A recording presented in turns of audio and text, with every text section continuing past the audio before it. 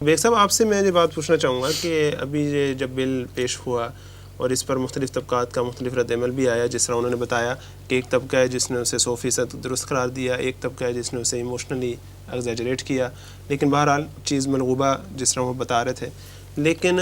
آپ یہ بتائیے کہ اب الٹیمیٹلی اسے اسلامی نجاتی کونسل میں بھیج دیا گیا، دیر آئے درست آئے، لوگوں نے اس کو اپریشیٹ بھی کیا بھی جانا چاہیے، لیکن آپ یہ بتائیں کہ یہ بات اتنی دیر سے کیوں ہمارے ذہن میں آتی ہے، جب اس طرح کے اگر ایشوز تھے جن کا اسلام کا اپنا ایک پوائنٹ آف ویو ہے، ہمارے معاشرے کا اپنا پیراڈائم ہے، تو جب یہ قانون سازی ہو رہی ہوتی ہے تو تب اس کا خیال کیوں نہیں رکھا جاتا؟ سب سے پہلی بات یہ ہے کہ ہمارا ملک پاکستان جو ہے یہ ایک لحاظ سے دنیا کا منفرد ملک ہے. کوئی اور ملک خالصتاً مذہب کے نام پر وجود میں نہیں آیا. اب ساری ہسٹری پر نگاہ ڈالیے، پاکستان مذہب کے نام پر وجود میں آیا. کچھ لوگ نہیں مانتے کہ پاکستان کا مطلب کیا، لا الہ الا اللہ جو تھا وہ مسلم لیگ کا سرکاری نعرہ نہیں تھا. کچھ لوگ نہیں مانتے، حالانکہ تھا. لیکن یہ تو مانتے ہیں نا کہ یہ نعرہ مسلم لیگ کے سٹیج سے بار بار لگتا تھا، مسلم ہے تو مسلم لیگ میں آ.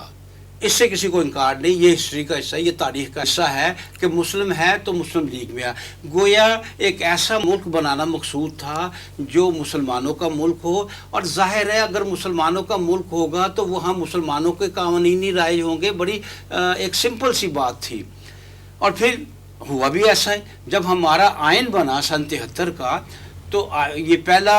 میری دانش کے مطابق یہ دنیا کا واحد آئین ہے جس میں لکھا گیا ہے کہ ریاست کا مذہب اسلام ہوگا. جب آپ لکھتے ہیں کہ ریاست کا مذہب اسلام ہوگا، پھر آپ 2A میں ساری قرارداد مقاصد ڈال دیتے ہیں. قرارداد مقاصد کو اب ایکسپلین تو نہیں کیا جا سکتا، وہ ہر آدمی پڑھ سکتا ہے اس کو. قرارداد مقاصد کو ڈال دیتے ہیں، یعنی کہ سوورنٹی بلونگس ٹو اللہ. مطلب کہنے کا ہے جس آئین میں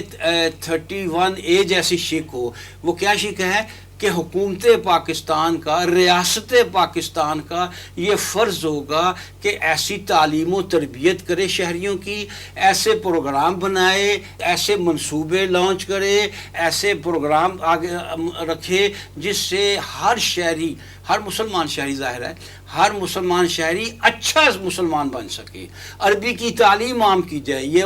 آئین میں پڑھ لیجئے 31 میں، عربی کی تعلیم عام ہو، قرآن پاک کو سمجھایا پڑھایا جائے، اس کا بندوبست کیا جائے. جب یہ ہماری بنیاد ہے تو پھر ہونا تو یہی چاہیے نا کہ تمام قانون گویا یہ ہوا کہ ہمارے آئین کی روح، ہمارے آئین کی اسپرٹ، ہمارے آئین کی بنیاد سب اسلامی ہے. اگر یہ ہے تو پھر ہونا تو چاہیے نا کہ جب بھی ہم کوئی قانون بنانے لگے، جب بھی قانون جس کا چلو انتظامیہ سے معاملہ نہ ہو، جس کا لوگوں کی طرز زندگی سے معاملہ ہو، جس کا لوگوں کے مذہب سے معاملہ ہو، تو اس میں سب سے پہلے اپنی مذہبی حیثیت کو دیکھا جائے، مذہبی پوزیشن کو دیکھا جائے، اور ان لوگوں سے رجوع کیا جائے. جب کوئی مذہبی وعدے سے ایسا قانون بنایا جائے جس سے آپ یہ کہہ سکتے ہیں کہ اس کا مذہب سے کیا تعلق، مذہب سے تعلق بنتا ہے.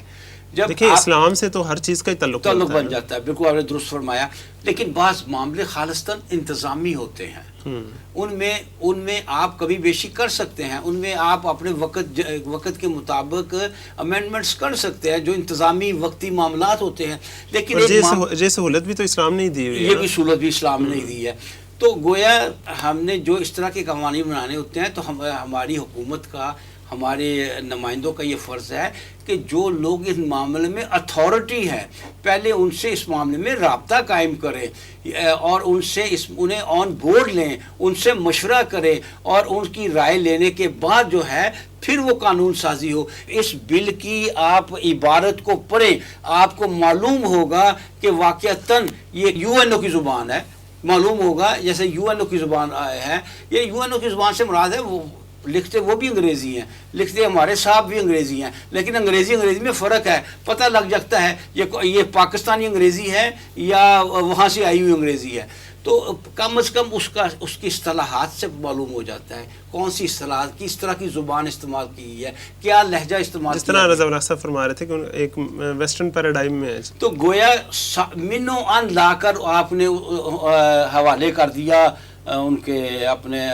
ارکان اسمبلی کی، اور انہوں نے بھی میں سے اکثریت میں کہوں گا اکثریت نے نہیں دیکھا کیا ہے کیا نہیں، ٹھپا لگا دیا اور آگے بھیج دیا، اور اب خیال آیا ہے کہ اسلامی نظریاتی کونسل کو بھیجا جائے۔ یہ اسلامی نظریاتی کونسل کو پہلے بھیجتے، بلکہ میں تو یہاں تک کہوں گا کہ اسلامی نظریاتی کونسل کو بھی بھیجنے سے پہلے کوئی حرج نہیں تھا، ملک کے جید علماء سے اس پر مشورہ کر لیتے۔ یقیناً ہمارے ہاں بعض ایسے معاملات ہیں، یقیناً ڈومیسٹک وائلنس کا ایسا نہیں کہ ہوتا ہی نہیں ہمارے یہاں، ہمارے معاشرے میں ہے، اس سے کون انکار کر سکتا ہے؟ یعنی کہ آپ کا کہنے کا مطلب یہ ہے کہ مسئلہ تو ہے، لیکن اس کا ایک حل جو مغرب نے اپنے لیے تجویز کیا، جس سے اس نے اپنا جو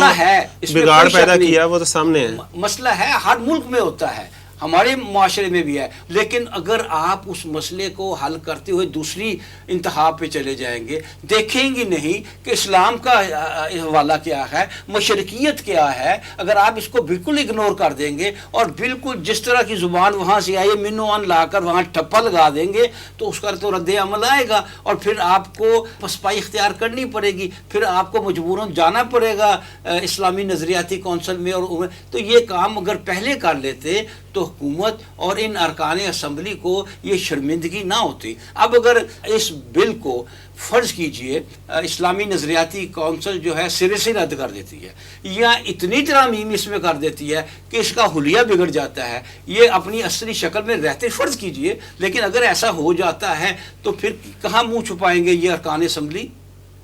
لہٰذا ان کو چاہیے تھا کہ جو بھی ایسا معاملہ ہو جس کا بھی ان چیزوں سے تعلق ہو کہ ہمارا اسلامی معاشرہ کی جو ترکیب ہے وہ کس طرح کی ہے، ارکان اسمبلی جن میں سے اکثریت، صاف کہوں گا اکثریت مذہب سے لا تعلق ہوتی ہے، نہ بلد ہوتی ہے، اس کے سامنے لانے سے پہلے ایسے لوگ جو اتھارٹی ہوتے ہیں ان سے مشورہ لے لے۔ میں نہیں کہتا کہ ان کی اتھارٹی کو بنوان بھی قبول کر لیں، ان سے مشورہ تو کریں، فَاسْأَلُوا أَهْلَ الذِّكْرِ إِن كُنتُمْ ان کو آن بورڈ تو لیں، اور ان سے مشورہ کرنے کے بعد جب وہ آپ اس طرح کے بل پیش کریں گے تو پھر اس طرح کا ریاکشن نہیں ہوگا، اس طرح کی شرمندگی آپ کو نہیں اٹھانی پڑے گی، اور اس طرح کی پسپائی آپ کو اختیار نہیں کرنی پڑے گی۔